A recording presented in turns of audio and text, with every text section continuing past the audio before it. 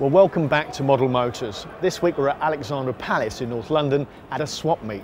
And we're going to have a rummage around and maybe try and find one or two bargains. Maybe talk to one or two collectors as well. We'll have our views from our resident experts and we'll also have some very special guests. So let's go and have a look inside. Here you'll find a wide selection of models in varying condition. And healthy competition amongst traders normally makes for good value. Now, I've been told that the auto jumble section must be checked out. So let's go and have a look inside.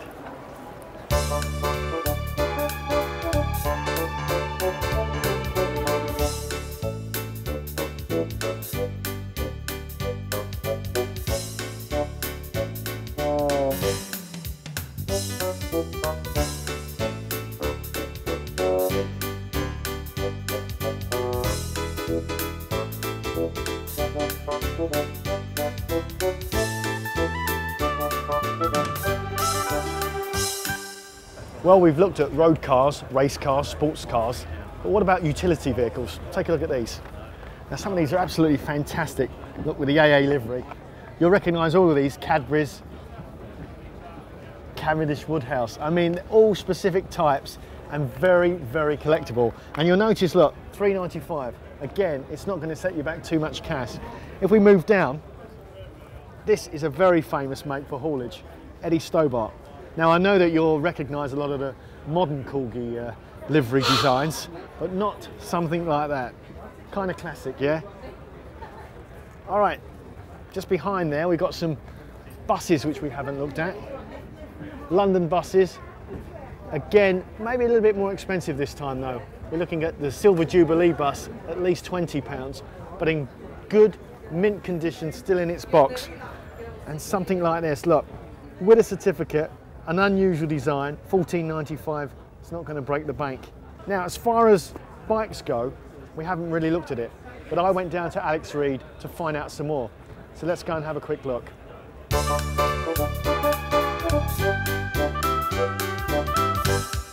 Now, I'm a big Formula One fan, but I'm also a big bike fan. Do you know, up until about a couple of years ago, you could never get a decent model of a motorbike. Well, all that is about to change. Take a look at these. Alex, these are absolutely beasts of models. Tell me about them. They are lovely. They're 1/6 scale, very new, first two in the series. You have Valentino Rossi, this side of the yellow bike, 500cc, and also Alex Criville, 500cc Grand Prix bikes. The first two in the series, like I say, and hopefully a few more to come very soon. Well, there's loads of Formula One models. Are bikes going the same way? They are, because a few years ago, the only decent bike model you could get was really a child's toy, so the detail wasn't there at all. But because of the popularity of the sport, the models have come on strong. The public demand, literally, has made the manufacturers have to produce the bikes in better detail. So what scale are these guys here? These guys are 1/24th. There's a mismatch. Majority of them are 500 Grand Prix bikes. The super bikes are to come. They do a few already. But like I say, most of them are Grand Prix machines. How much are they each? About £17.99.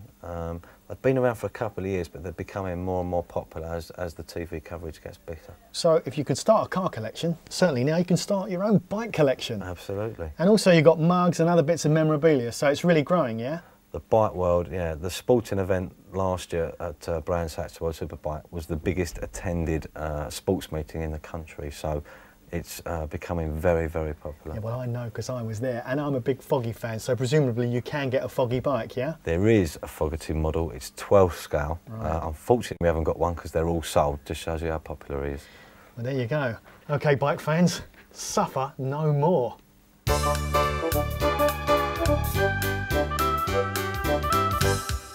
Lido was founded by Jack Odell in 1982. Jack was previously one of the founders of Lesney Products, and he has been in die-cast ever since being demobbed from the war. Well, a brand new model from scratch, we're looking at about a year, just under a year. The whole development process obviously starts with making the decision based on research, on collector feedback, and on the kind of themes that we feel that a particular model would fit into.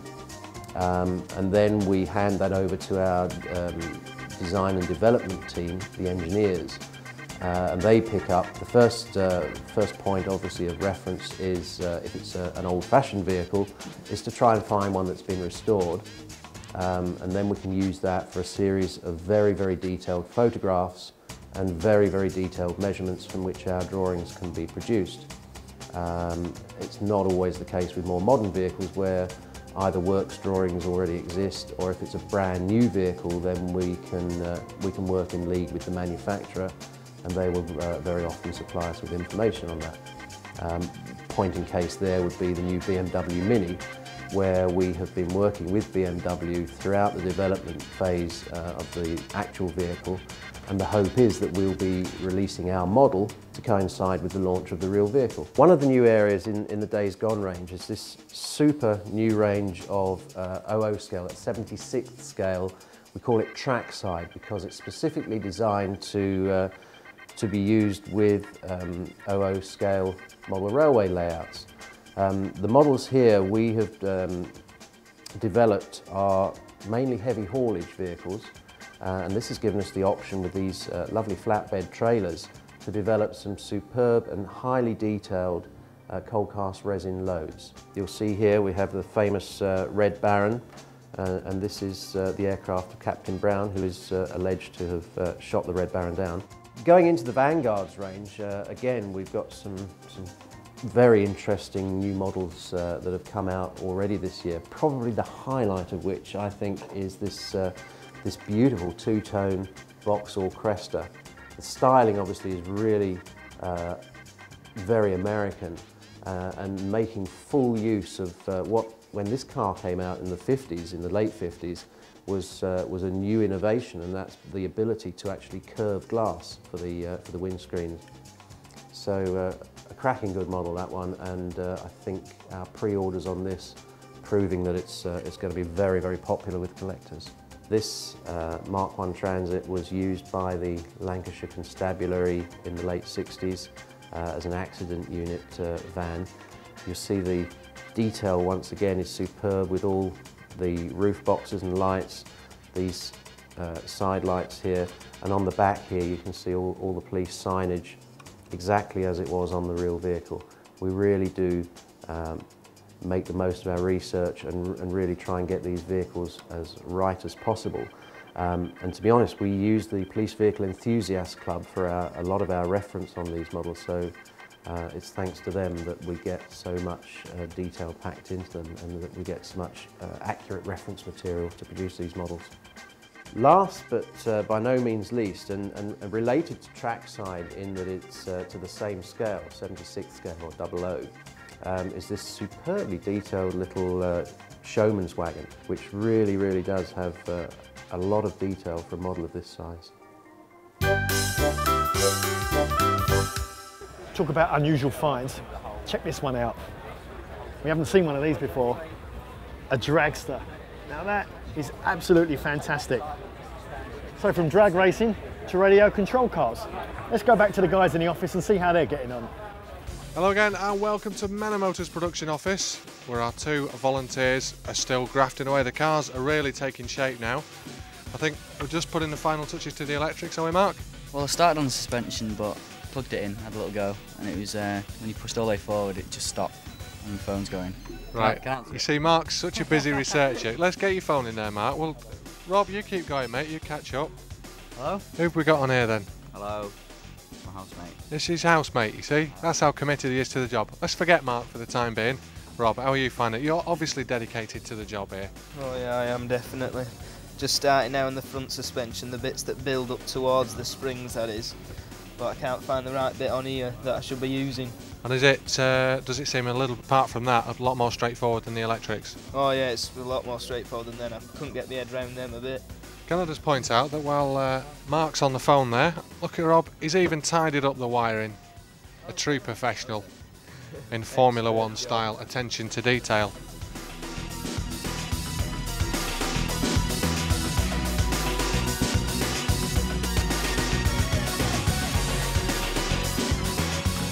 Now people often ask me with these cars, Rob, I haven't got enough grease. It's a common problem I find in the workplace. That's why I always carry a little tin of petroleum jelly, but joking apart, the little tubes that they give you in these kits, well, they don't give you a great deal and it soon runs out. And whilst you don't want to put too much on because it clogs up your gearbox, if you do run out, a bit of petroleum jelly on there does the trick perfectly. Now Mark's rejoined us. Yeah. A very important call that, was it, Mark? Amazingly important. Hopefully work related because the bosses are watching. So, oh, are we ready to try this again? I'm not, I'm just aligning that. So Mark's aligning the servo. Look at him go. There we go. Fantastic, and as I say, this is the man who can't send emails yet. So after this, we're then up to the bodywork, wheels and tyres, and we're not getting too far away from that all-important race. You still feeling confident? Certainly am. What about you, Rob? Yeah, I'm still feeling very confident. Happy now those electrics are out of the way? Oh yeah, I'm glad they're out of the way for sure. There we go, we can hear Mark's car roaring into life. Done it again. And he's still got the same problems. Now, you know I said earlier there'd be a wide selection of cars, but there'll also be a wide selection of manufacturers. We haven't looked at these before. Take a look at this. Police car made by Herpa. Another one by a name called Eligor. We haven't seen any of these names before. Trofu, I think they're French, and Norre. So also a big selection of manufacturers as opposed to just models. Now, we're going to take a break, so stay tuned because we've got a lot more besides.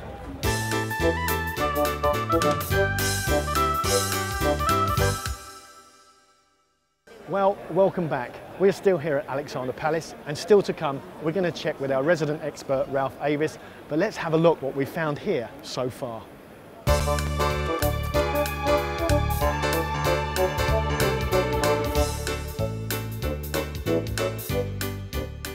Take a look at this. It's a Ferrari P5. It's from the 70s. It's in really good condition. I don't think there's a box, but £12.50. That is a super buy and a super model.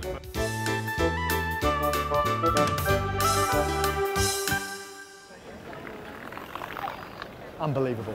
Last again. Well, I'm going to have another go. But you have a look who we caught up with the other day.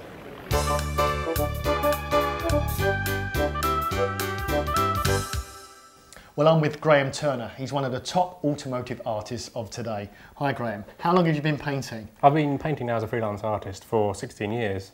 And how did you get started? I was brought up surrounded by motorsport, and my father is also an artist, which helps. I was never pushed into the profession, as it were, but certainly it made it much easier to decide. Well, we've got a couple of your prints here today. Can you just talk us through maybe one or two of these? Right. Well, this is quite interesting. We start with this one. That's right. This is a more up-to-date subject, the 1998 French Grand Prix. I paint historical subjects as well. This was the sprint to the finishing line after a tight corner. It's something that attracts me to the historical subject is that cars did used to move about more. The drivers, you could see the drivers working away at them. Yeah. It's something that helps when conveying speed and excitement in. Well, fighting the will. That's right, yeah. Yes, and you can see them with their arms out and things. Something you don't get now. It's just a little helmet. Yeah. Well, this one at the top I recognise as being a Le Mans scene, yeah? Yes, Le Mans is a favourite of mine. It's I've been there many times, and it's the sort of circuit that's long enough to provide lots of different backgrounds and possibilities for compositions, and also being a 24-hour race.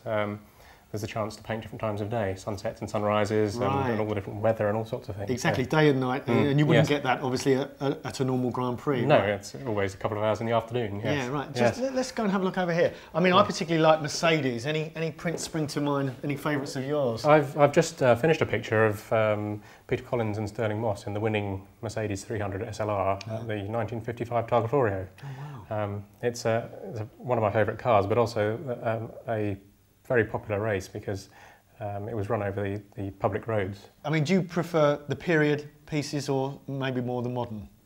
I think if I'm being honest, I would have to say that the period subjects, simply because the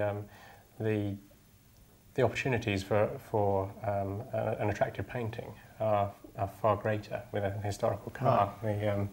Well, which brings us on to this one, yes. because I particularly like this one. Big fan of Ferrari and the 50s, of course. Yes. And this is Peter Collins, correct? It is Peter Collins again, that's right, in 1958 at the British Grand Prix. As you can see, he's in a bit of a slide there with opposite lock on, and you can see him working away at the wheel. Yeah. With Sterling Moss behind. Are you working from a photograph here, or how does that work? I use photographs as reference to make sure I get all the details right. Motorsport painting is a very technical subject, and I like to make sure everything that I paint is accurate.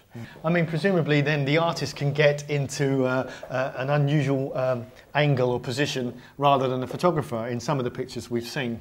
Oh yes, I can often place myself in positions that would be either impossible or highly dangerous, like in the middle of a track. In the middle of a track. Yes. I was going to say, we're looking at the rear of the car here, which is an unusual angle. There are quite a few cars that look particularly attractive from that angle. Right. And also it helps lead the eye into the composition and makes you feel perhaps more part of the action. Definitely, yeah. You're sweeping around the corner as such. Yes. And this one here is even further back as a period piece. Tell me about this one. Well, that's Monaco 1931, the winning Bugatti.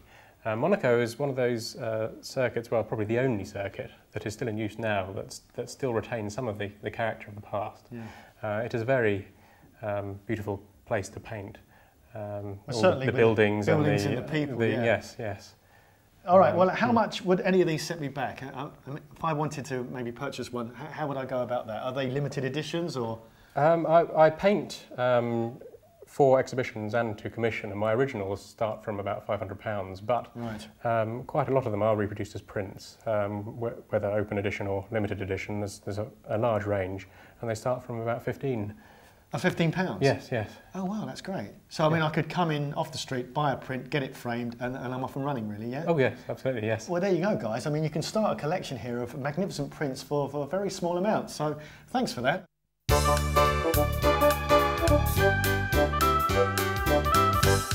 Bikes, super bikes, we've seen it all, but have we? Look at this. This scooter is absolutely fantastic.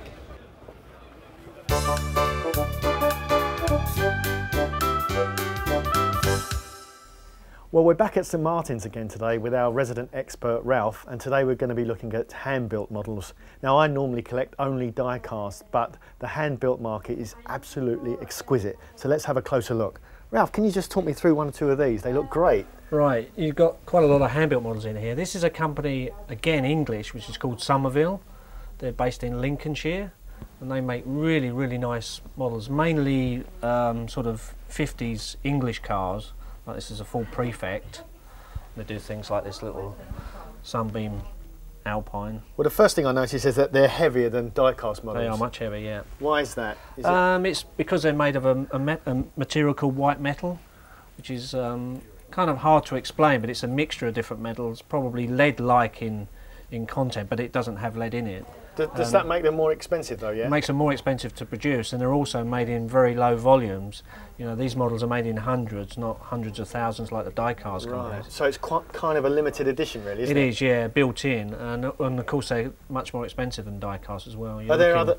At Somerville's being about sort of £70, £80 bracket. Right, I was going to say, are there other makes there? There's another company up here, this is Lansdowne Models. They also do a range of English cars, but they're much, much cheaper. They're about £46. Right. They do all sorts of things. They're even heavier than the Somerville ones. Yeah, I can feel the difference straight away. But the detail's not as fine on these as it is on the Somervilles. Yeah. Now, I mean, they've got a crop of road cars there. How about race cars? Yeah, there's another company over here. This company here is called BBR. They're Italian. These are also hand-built, but they're unusual. They're made of resin, which is like a form of a thick plastic, and you can get really, really good detail in this resin material. Yeah, I can see the level of detail here is really exquisite. How much would something like this cost? BBRs are much, much more expensive. They're about £120 bracket, 120, 140. And again, they only make limited numbers? They do. On some of these race cars, there's only 100 of each, sometimes 200 of each. Yeah, but I can see the level of detail is really impressive.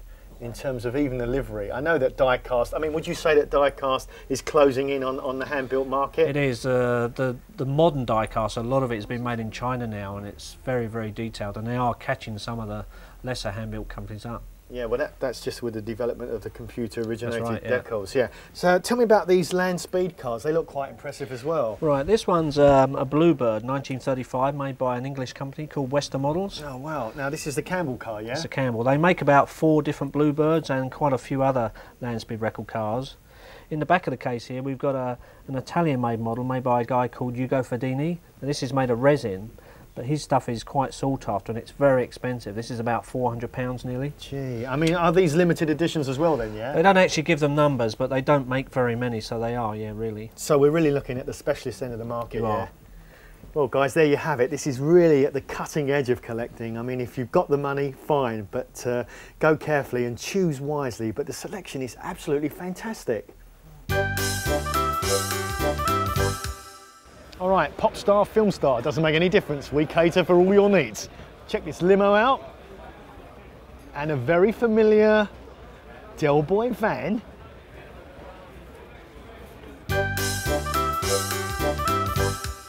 You know, in the words of Jeremy Clarkson, owning a Porsche 911 Turbo can be as much fun as your trousers exploding. And what are the chances of me owning one of these? Well, they're pretty good actually. Because look what you can pick up at a swap meet for just £15.